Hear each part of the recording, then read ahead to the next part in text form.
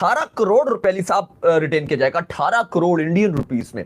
ये अगर आप पीकेआर में कन्वर्ट करते हो तो तकरीबन तकरीबन ये 60 करोड़ रुपया बनता है।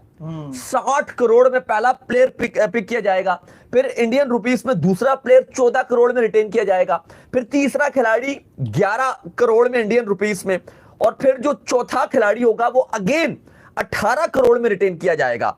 फिर उसके बाद जो फिफ्थ प्लेयर होगा वो फिर 14 करोड़ में, और इसके बाद जो अनकैप प्लेयर है वो आप इंडियन रुपीस में 4 करोड़ में रिटेन कर सकते हो। कुल मिला के भजन बात ये है कि इस वक्त जो है वो आईपीएल खुला पैसा जो है दोबारा से रिटेन के ऊपर जो लगाने को तैयार है, और सिर्फ रिटेंशन लिस्ट के ऊपर जो वो इतना पैसा लग रहा है। तो अभी जब आगे चलकर ऑक्शन जो है दोबारा से होगा तो उसके अंदर भी अच्छा पता है कि फिर क्या क्या स्टोरियां आती हैं। इस पर जो सबसे ज्यादा चर्चे चल रही है, मैंने आपको सारे खिलाड़ियों की अमाउंट बताई कि पहला खिलाड़ी जो रिटेन किया जाएगा आईपीएल में वो 18 करोड़ में किया जाएगा, फिर दूसरा खिलाड़ी 14 करोड़ में, फिर तीसरा 11 करोड़ में, फिर 18 करोड़ में किया जाएगा इंडियन रुपीस में। जो इंडियन रुपीस के 18 करोड़ है वो तकरीबन पीकेआर में अराउंड अभी मैंने एग्जैक्ट कैलकुलेट नहीं किया, लेकिन आई थिंक 60 करोड़ के 55 से 60 करोड़ की अमाउंट बनती है। ऐसा ही है। 4 करोड़ जो अनकैप प्लेयर है, अनकैप प्लेयर है का मतलब क्या होता है, जो इंडिया को रिप्रेजेंट ना किया हो। चलो अब कवानीन बना दिए कि जो रिटायर्ड प्लेयर हैं वो भी अनकैप में काउंट होंगे, लेकिन वैसे अनकैप का मतलब ये होता है कि जो इंडिया की तरफ से नहीं खेला हुआ वो 4 करोड़ लेता है, मतलब आप रिटेन कर सकते हो। 4 करोड़ पाकिस्तानी रुपीस में बनते हैं 14 करोड़ रुपए, 14 करोड़। हैरान कुन जो अगर आप फिक्सेस निकालते हो, जो पाकिस्तान सुपर लीग में एक अच्छा जो आपकी प्लेटिनम कैटेगरी का खिलाड़ी होता है वो 3 करोड़ रुपए लेता है। फिर अगर आप टोटल अगर आप देखते हो जो सेकंड प्लेयर और थर्ड प्लेयर अगर आप काउंट करते हो, तकरीबन 7.5-8 करोड़ में आपके तीनों प्लेटिनम खिलाड़ी बिक जाते हैं, 7.5-8 करोड़ में। और बकिया जो आपने पूरा पूल बनाना होता है, फिर डायमंड कैटेगरी आती है, वहां पे आप 1.25 करोड़ रुपए 1.5 करोड़ रुपए पाकिस्तानी रुपीस में देते हो, फिर उसके बाद आप गोल्ड कैटेगरी में आते हो, फिर सिल्वर कैटेगरी में आते हो, फिर इमर्जिंग में आते हो। तकरीबन पाकिस्तान की जो पीएसएल की तकरीबन एक जो टीम है वो 14-15 करोड़ में बन जाती है, पूरी एक टीम। ऐसा ही है। एक टीम पूरी जो पीएसएल की फ्रेंचाइज है जिसने अपना सेंट्रल पूल, इतने टाइम से जो है वो उनको कहा जा रहा है कि पैसे बढ़ाएं, वो पैसे भी नहीं बढ़ाते हैं। आप देखो कि एक पूरी टीम जो बनती है वो 14 से 15 करोड़ में बनती है, और यहां पे ये 14 करोड़ रुपए पाकिस्तानी रुपीस की बात हो रही है, इंडियन रुपीस की बात नहीं हो रही। इंडियन रुपीस तो 4 करोड़ बनते हैं। पूरी पाकिस्तान सुपर लीग की एक टीम अगर आप देखो तो अराउंड जितने में एक टीम बन रही है ये अनकैप प्लेयर्स को दे रहे हैं, इसलिए आप देखो फर्क फिर कितना ज्यादा आ गया। अब यही वजह है कि लास्ट 2 साल से हमारा पीएसएल इतना अच्छा ब्रांड था जो ऊपर पे ऊपर जा रहा था। एक आप देखो कि हमारा पाकिस्तान सुपर लीग ऊपर जा रहा था, दुनिया जा रहा है। बस बड़ा जसप्रीत बुमराह की कोई भी कुर्बानी दे देना चाहेगा अपनी टीम से। इसमें तो ये बुमराह की कुर्बानी, सूर्या की कुर्बानी तो दे ही नहीं सकते ना। हारते भी कौन सा कम है, वही ना, परफेक्ट एक ऑलराउंडर है। असल में देखें 4 लोगों की अगर हम बात कर रहे हैं ना, तीनों आपके बैटर, ऑलराउंडर, बैटर, वो फुल बॉलर है। तो बॉलर तो एक ही है, ये फिर भी आपके पास 3 है। ओके ये रखेंगे। अब पंजाब किंग्स से प्लेयर्स की अगर बात करें, सैम करन पिछले साल की परफॉर्मेंस, लेकिन अगर पिछले साल की परफॉर्मेंस की बात करें तो एक लड़का था शशांक सिंह, बड़ी शानदार परफॉर्मेंस दिखाई थी, गलती से पिक हो गई मेरे ख्याल में, जो कि गलती एक से और पिक था हो गया। दूसरा आशुतोष, शशांक और आशुतोष इन दोनों ने बड़ी शानदार। तो मेरे ख्याल से शशांक को एनकर प्लेयर के अंदर रखें ये लोग। इसी के साथ साथ सैम करन इसका कप्तान था ना, ओडेन स्मिथ भी था। ओडेन स्मिथ, ये तो सारे बूंगे हैं, कभी भी नहीं करेंगे ओडेन स्मिथ को। आई थिंक शशांक सिंह की आप स्टोरी आप लोगों को पता ही होगी, गलती से पिक हो गया था, और फिर उसके बाद उसने परफॉर्मेंस दिखाई। आई थिंक उसकी किस्मत है, इसने परफॉर्मेंस दी है, वो रिटेन। सिमरन सिंह, शशांक सिंह 2 तो हो जाएंगे, शेखर धवन, साथ इनका एक बॉलर में भी एक था इंडिया का अर्शदीप सिंह मेन बॉलर। अर्शदीप इसी टीम का है ना, हाँ, तो उसको भी रिटेन करेंगे, लाजमी करेंगे। संदीप शर्मा भी था इनकी टीम। संदीप शर्मा इनका नहीं है, वो सनराइजर का है। सही से वो सनराइजर का है। तो ये दिल्ली की अगर बात करें, अक्षर पटेल मोस्ट प्रोबेबली, ऋषभ पंत का शायद पता नहीं, जेक फ्रेसर को करेंगे, ऑस्ट्रेलिया का जो ओपनर है जिसका स्टार्ट हो गया, उसको रिटेन करेंगे। डेविड वार्नर को भी करेंगे, हर लीग से वो खेलेगा, वार्नर को भी करेंगे। पता नहीं अब क्या बनता है, लेकिन फिलहाल कल सब कुछ खुल के सामने आ जाएगा। अब आप लोग कमेंट्स के अंदर बताएं कि आपकी नजर के अंदर सबसे अच्छी रिटेंशन किस टीम की होगी। सवाल जो शुरू करते हैं आप लोगों के कमेंट्स के अंदर बताना शुरू करें। चैनल में लगाया ना। ओके, संदीप शर्मा राजस्थान रॉयल्स का है। राजस्थान रॉयल्स का अनकैप्ड प्लेयर, हाँ राजस्थान रॉयल्स का। शर्मा राजस्थान। नवदीप सैनी फिर किसका है? वो सनराइजर हैदराबाद का तो नहीं है। नवदीप सैनी वो हैदराबाद का है थे। हार्दिक को 125 करोड़ मिले थे कप्तानी के लिए भाई साहब, 125 करोड़ के 3 साल के एक साथ ही पैसे दे दिए।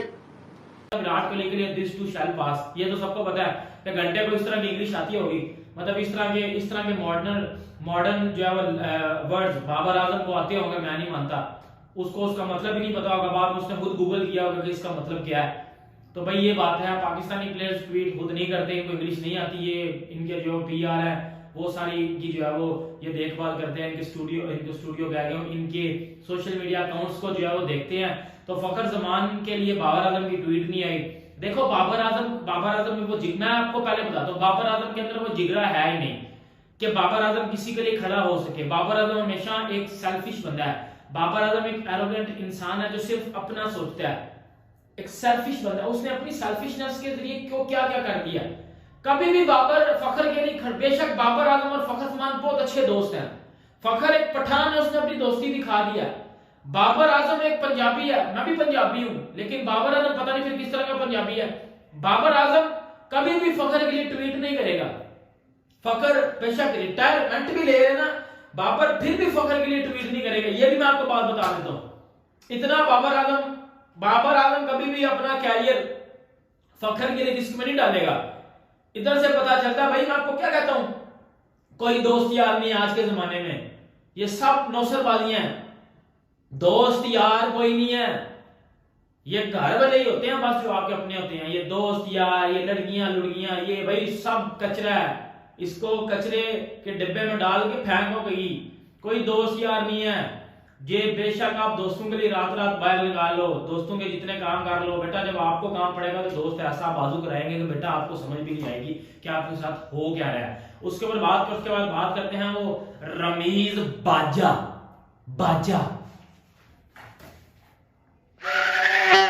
ये रमीज बाजा ना जो ये कोई घटिया, इसको पीसीबी को मैं मोहसिन नकवी साहब से बात करता हूँ, भाई ये रमीज बाजा को तो कमेंट्री बॉक्स से नोट करवाना चाहिए, ये बहुत ही घटिया किस्म का बंदा है, ये बाबर आजम की चाटता है। के लिए जो किया गया उससे फ़खर ज़मान नाराज़ हो गए हैं। अच्छा, जब फ़खर ज़मान के अकाउंट से ये ट्वीट आया तो उसके बाद उस ट्वीट को फटाफट स्क्रीनशॉट लेके पाकिस्तान क्रिकेट बोर्ड के एक ऑफिशियल ग्रुप के अंदर पीसीबी के एक अफसर ने डाला और फटाफट रेकमेंड कर दिया कि फ़खर ज़मान ने ये देखें हमारे सेंट्रल कॉन्ट्रैक्टेड प्लेयर हैं और इन्होंने ये डिसिप्लिन के खिलाफ वर्जी किया है, तो इनको शो काज नोटिस किया जाए। और पाकिस्तान क्रिकेट बोर्ड के चेयरमैन मोहसिन नकवी, क्योंकि वो इस गेम को समझ नहीं सके कि ये अपने बंदे को सिक्योर करने के लिए, कप्तान बनवाने के लिए एक कंपनी मुलविस है। और फ़खर के बारे में जो अब देखें ना, चेयरमैन को तो नहीं पता कि भाई कोड ऑफ कंडक्ट क्या है, चेयरमैन तो एक लार्जर पिक्चर के अंदर चीज़ों को देखते हैं, लेकिन वो जो नीचे लोग बैठे हुए थे पाकिस्तान क्रिकेट बोर्ड के, वो भी मुलविस थे फ़खर को दीवार के साथ लगाने के लिए। उन्होंने फ़खर की ट्वीट का स्क्रीनशॉट ग्रुप के अंदर डाला और साथ ही एक्शन भी रेकमेंड कर दिया और शो काज नोटिस भी इशू करवा दिया फ़खर ज़मान को। और फ़खर ने बाद में फिर उस ट्वीट में जो उसका मौक़िफ़ था, उसने वो बोला, जो उसने अपने लॉयर के साथ बात की कि मैंने किसी पीसीबी के अफसर को या क्रिकेट बोर्ड की पॉलिसी को टारगेट नहीं किया, मैंने सेपरेटली बाबर आजम की तारीफ़ की है। और बाबर आजम की तारीफ़ करना कोई कबाहत नहीं है। अच्छा, फ़खर भी क्योंकि एक प्रोफेशनल प्लेयर हैं, उन्होंने भी अब बहुत सारे और अपने प्रोफेशनल कॉन्ट्रैक्ट फ्यूचर में भी करने हैं, आगे करने हैं। उन्होंने आके अभी तक ऑफिशियली तरदीद नहीं किया है कि ये साया ग्रुप को जो जुमले मेरे से शेयर किए गए, क्योंकि कोई भी ट्वीट जब किया जाता है तो वो जुमले शेयर किए जाते हैं। और शायद कहीं ना कहीं फ़खर ज़मान के अकाउंट से जो ट्वीट हुआ, वो शायद ये भी एक खदशा जाहिर किया जा रहा है, इसकी तस्दीक अभी नहीं हुई है, कि शायद उनको ये कहा गया हो कि बाबर के हक़ में आप। हेलो दोस्तों, स्वागत है आप सभी का हमारे चैनल पर एक बार फिर से।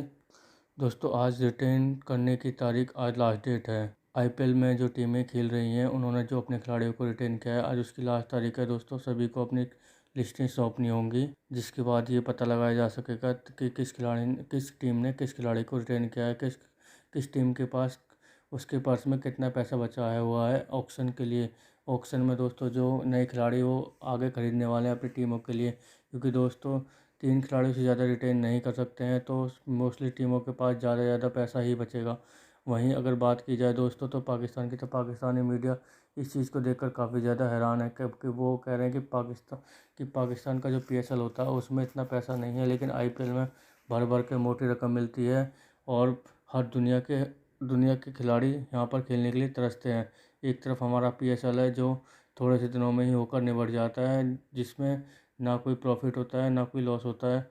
लेकिन दोस्तों अगर हम बात की जाए तो IPL की, तो IPL अभी दोस्तों चालू होने में काफ़ी टाइम है, लेकिन अभी से उसकी तैयारियां शुरू हो चुकी हैं। वहीं दोस्तों अगर बात की जाए फ़खर जमान की, जिन्होंने बाबर आजम के लिए ट्वीट किया था उनके सपोर्ट में, जब बाबर आजम को टीम से बाहर निकाला गया था, तो वो ट्वीट अभी तक उनके गले की फांस बना हुआ है, क्योंकि दोस्तों अभी तक बाबर आजम ने कोई भी उनके लिए एक शब्द नहीं बोला है उनके सपोर्ट में। वहीं फ़खर जमान इस टाइम फंस चुके हैं पूरी तरह। वहीं सुनने में ये आ रहा है दोस्तों कि बाबर आजम ने शायद उस एजेंसी से अपना नाता तोड़ लिया है जिन्होंने ये ट्वीट किया था, और ये भी सुनने में आ रहा है दोस्तों कि फ़खर जमान के परमिशन के बिना इन्होंने ये ट्वीट वायरल कर दिया। दोस्तों इस बात में कितनी सच्चाई है तो हम नहीं कह सकते, लेकिन दोस्तों इतना तो ज़रूर है कि पाकिस्तान क्रिकेट बोर्ड ने फ़खर जमान को सही से नाच नचा दिया है अपनी टीम में वापस जगह पाने के लिए। तो दोस्तों देखते हैं आगे वीडियो में क्या होता है। भाई स्ट्राइक रेट उनके, और आप किसी भी तेज खेलने वाले को प्रमोट नहीं करते। T20 वर्ल्ड कप में ये साइम अयूब को कहते रहे हैं कि बेटा टाइम लेके खेलो, यानी हम भी 30 पे 30 करने वाले हैं, तुम भी 30 पे 30 कर लो। मैं हमेशा कहता हूं कि T20 क्रिकेट में ना आप दूसरी तीसरी बॉल पे आउट हो जाएं ठीक है, लेकिन 30 बॉल्स पे 30 करना ना एक क्राइम है, एक जुर्म है। आप बाकियों की बॉल्स भी खा जाते हैं।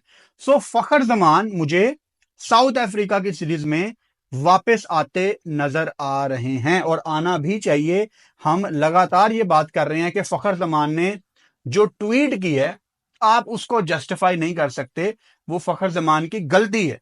फ़खर को नहीं करना चाहिए था वो ट्वीट, लेकिन PCB ने ना उसको बहुत हार्श हो गए उस पर।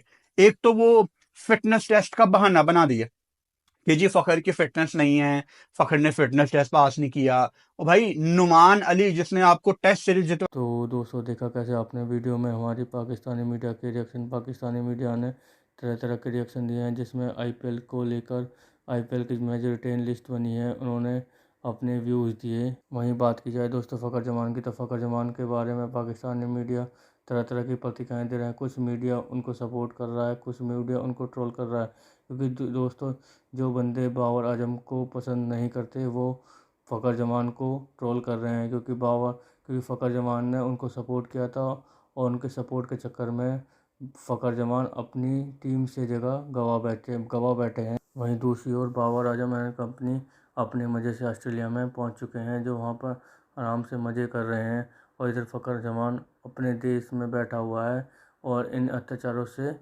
लड़ने में लगा हुआ है। हालांकि दोस्तों इसमें कोई नई बात नहीं है कि फ़खर जमान ने जो ये बोला है ये पहली बार हुआ है। दोस्तों इससे पहले भी अगर कोई खिलाड़ी किसी के सपोर्ट में बोलेगा तो ये गलत ही है, क्योंकि अगर कोई बोर्ड के अपने खिलाड़ी को थोड़ी सी सज़ा देना चाह रहा है तो इसका मतलब ये नहीं है कि उसको परमानेंटली बाहर कर देगा। तो आपको उसके बीच में बिल्कुल भी नहीं बोलना चाहिए। आप ऑलरेडी टीम का हिस्सा हैं, और आपकी इस बयानबाजी का टीम पर भी असर पड़ेगा, और आपके जो देश के लोग हैं उन पर भी काफ़ी ज़्यादा असर पड़ेगा, क्योंकि दोस्तों इससे साफ पता चलेगा कि आप लोगों की अच्छी दोस्ती है, जिसकी वजह से आप उनके सपोर्ट में बोल रहे हैं। तो फ़खर जमान को कम से कम ये तो ऐसा तो नहीं लिखना चाहिए था जो उन्होंने लिखा, और जिसके बाद से ये सब विवाद चालू है, और ये विवाद अभी तक थमने का नाम नहीं ले रहा है। हालांकि दोस्तों सुनने में ये आ रहा है कि PCB ने, अगर फ़खर जमान ने माफ़ी मांग ली, तो PCB आने वाले दौरे जो साउथ अफ्रीका का होगा उसके लिए फ़खर जमान को स्क्वाड में शामिल कर सकता है। तो दोस्तों ये तो इस चीज़ के लिए तो हमें भी वेट करना होगा कि इस बात में कितनी सच्चाई है। बाकी आगे की लेटेस्ट न्यूज़ के लिए हमारे साथ बने रहिए दोस्तों। तो कैसी लगी दोस्तों आज की हमारी वीडियो, हमें कमेंट करके ज़रूर बताएं। हमारे चैनल को लाइक एंड सब्सक्राइब जरूर करें, ताकि आप हमारे साथ बना रहे। धन्यवाद।